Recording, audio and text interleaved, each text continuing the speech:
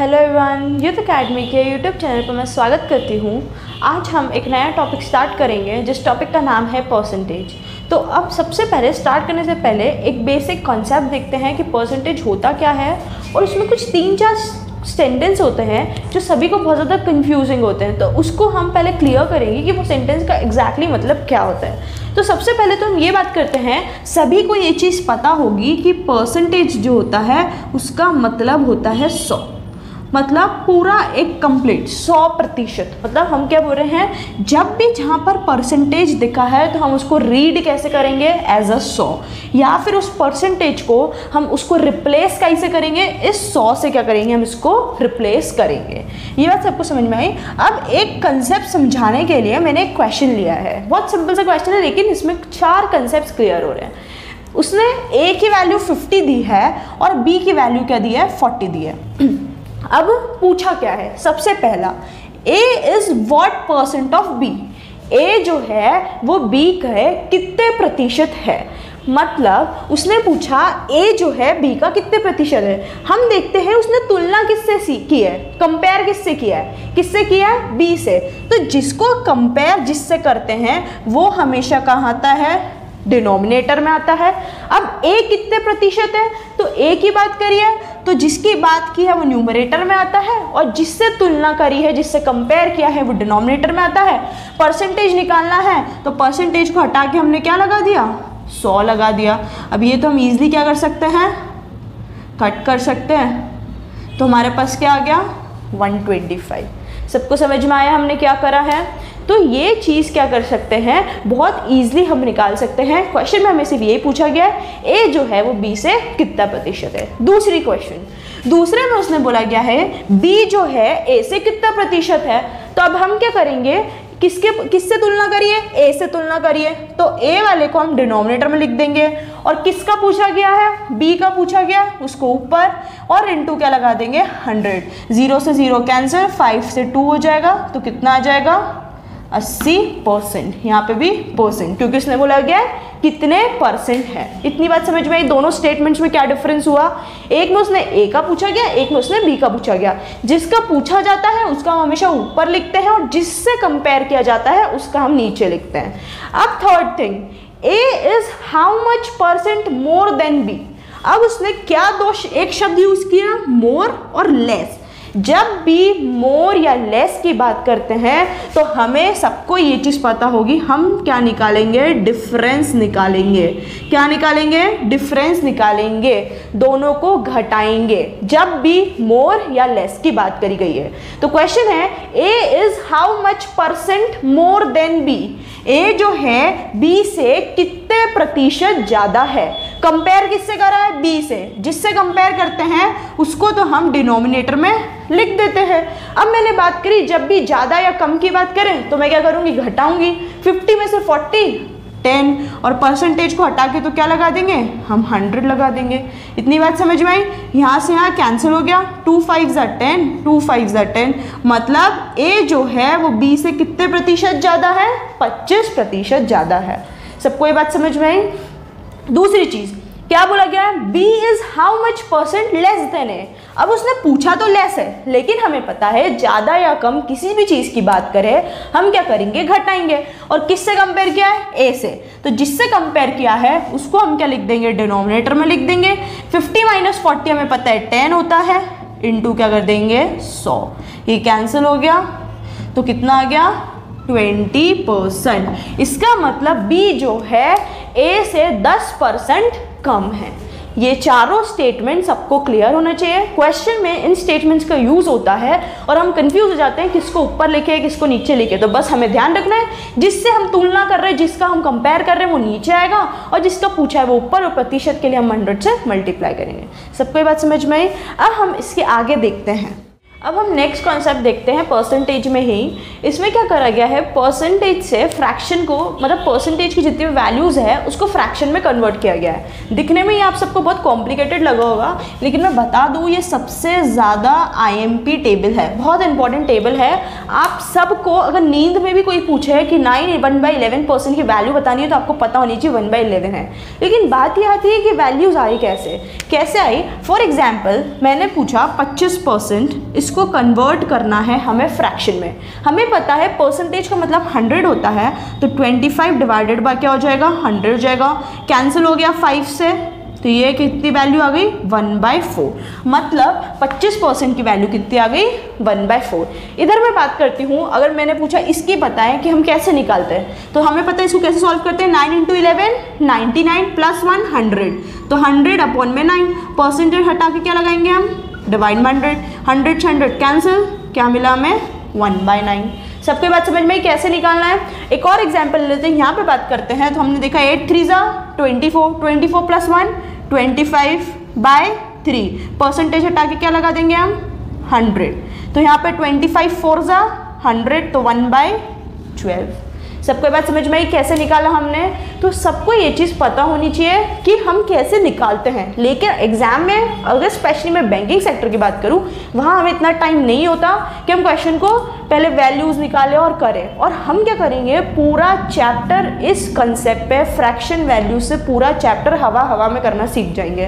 क्योंकि आज की वीडियो से आप सबको ये वैल्यूज़ याद होना बहुत ज़रूरी है। जब हम आगे क्वेश्चंस की प्रैक्टिस करेंगे तो ये वैल्यूज़ मैं डायरेक्ट लिखूंगी और इन वैल्यूज से हम क्वेश्चंस को बहुत आसानी से कर सकते हैं। सबको ये बात समझ में आई। कन्वर्जन हमने देख लिया कैसे करना है। बस जो भी चीज़ है जिसका कन्वर्ट करना है उसके नीचे हमें क्या लगाना है, 100 लगाना है। सबको बात समझ में आई है। अब हम देखते हैं इसके आगे एक और कॉन्सेप्ट। अब जो ये बोर्ड पे आपको दिख रहा है ये एक्चुअली एक क्वेश्चन ही है, लेकिन हम अभी एज अ कंसेप्ट लेके समझेंगे कि हम फ्रैक्शन जो वैल्यूज़ होती है उससे हम क्वेश्चन को कैसे इजीली करते हैं। पहले मैं समझाती हूँ क्या लिखा है। उसने से बोला है कोई एक नंबर है, बताया नहीं कोई सा नंबर है, उस नंबर में उसका अगर मैं 16 2/3% ऐड करती हूँ तो ऐड करने के बाद मुझे ये नंबर मिलता है। क्या बोला गया है, कोई एक नंबर है, उसका जब मैं उसमें इतना प्रतिशत जोड़ती हूँ तो जोड़ने के बाद जो मुझे नंबर मिलता है वो ये मिलता है। तो मुझे पता करना है कि जो मेरा ओरिजिनल नंबर है वो क्या होगा। सबके बात समझ में आई। क्वेश्चन में क्या बोला गया या उसको एज अ कॉन्सेप्ट ट्रीट कर लो। हम क्या करेंगे, अगर हम इसको ट्रेडिशनल मेथड से करते हैं तो बहुत डिफिकल्ट होता है। अब हम सीखते हैं कि उन फ्रैक्शनल वैल्यूज़ का कैसे इस्तेमाल करते हैं। सबको इसकी वैल्यूज़ पता है कितनी होती है, 1/6। जिसको नहीं पता है मैं एक बार और निकालना सिखा देती हूँ।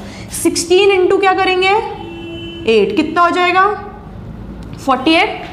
सबको समझ में आया। उसमें क्या प्लस कर देंगे, 2, तो क्या हो गया 50/3 इंटू क्या हो जाएगा 100। ये कैंसिल हो गया तो क्या आ गया 1/6। यहाँ मैंने डायरेक्ट लिख दी।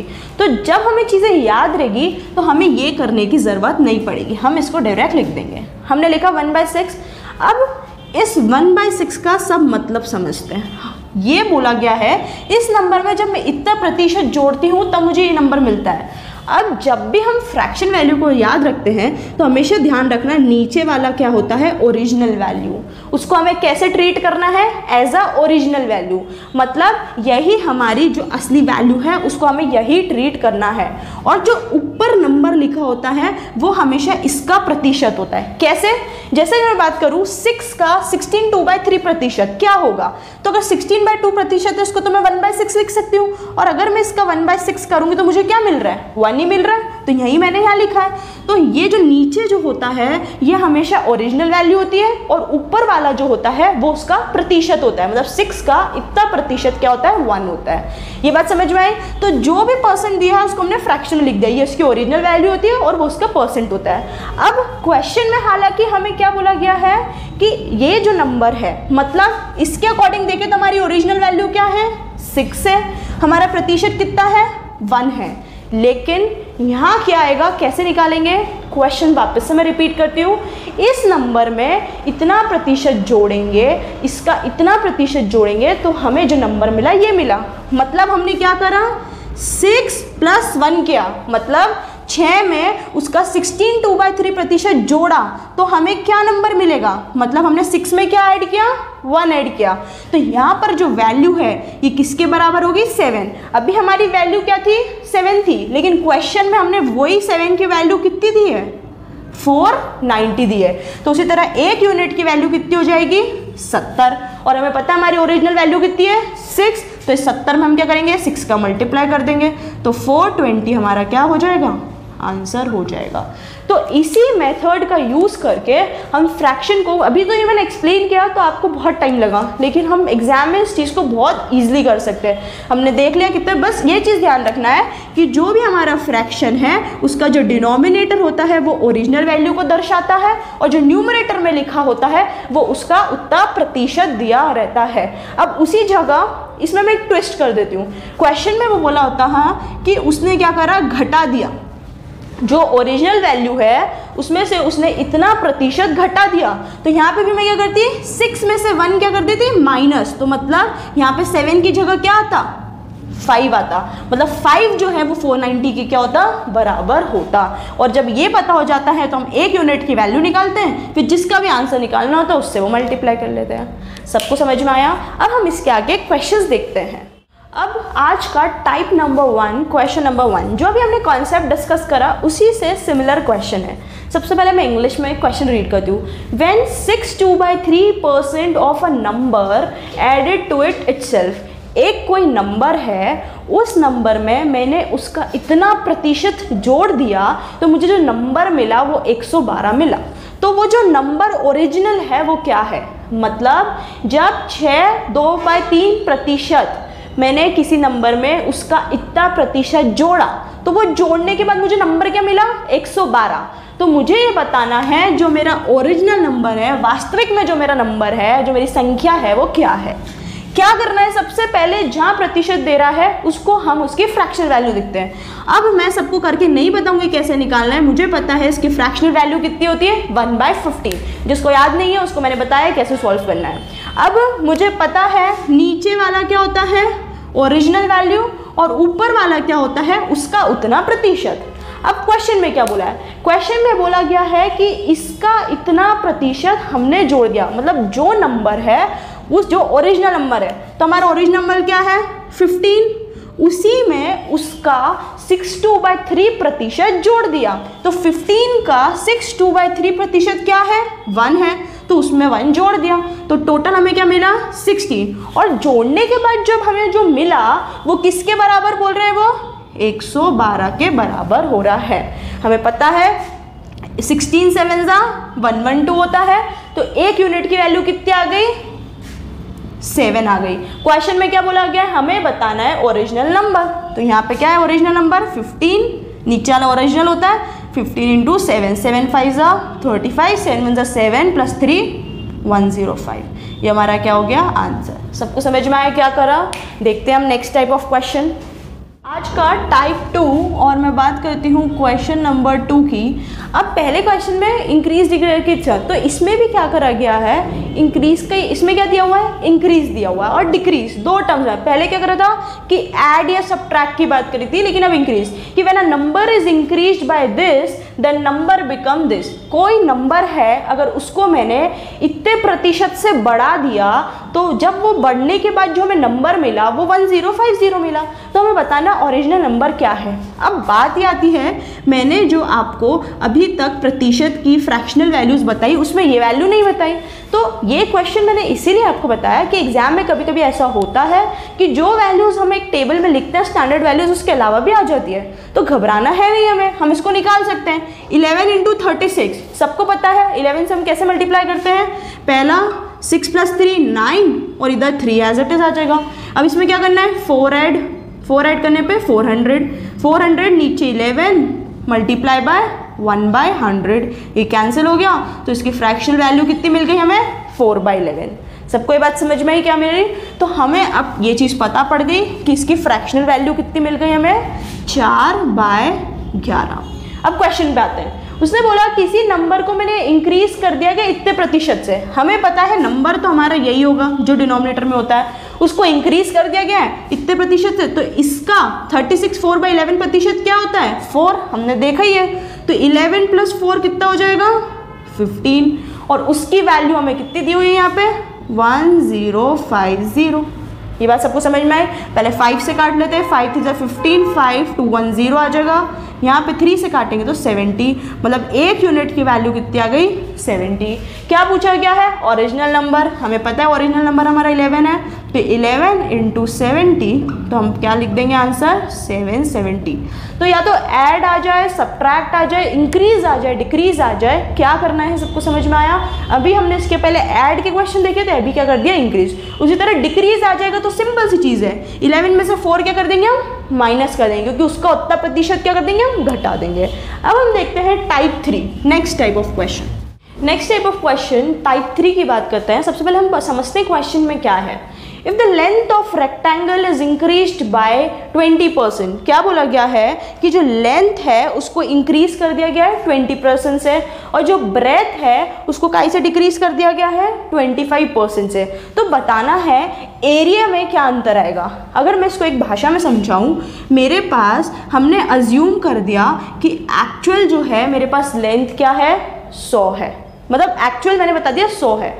अब उसको पहले क्या कर दिया गया है 20% से इंक्रीज कर दिया गया है, और 100 का 20% हम बात करते कितना हो गया 120, और उसके बाद क्या कर दिया गया है उसको डिक्रीज कर दिया गया कितने परसेंट से 25% से। और हमें पता है 25% का मतलब क्या होता है 1/4, और इसका अगर मैं निकालूं तो कितना आ जाएगा 30, तो मतलब यहाँ पे कितना आ जाएगा 90 आ जाएगा।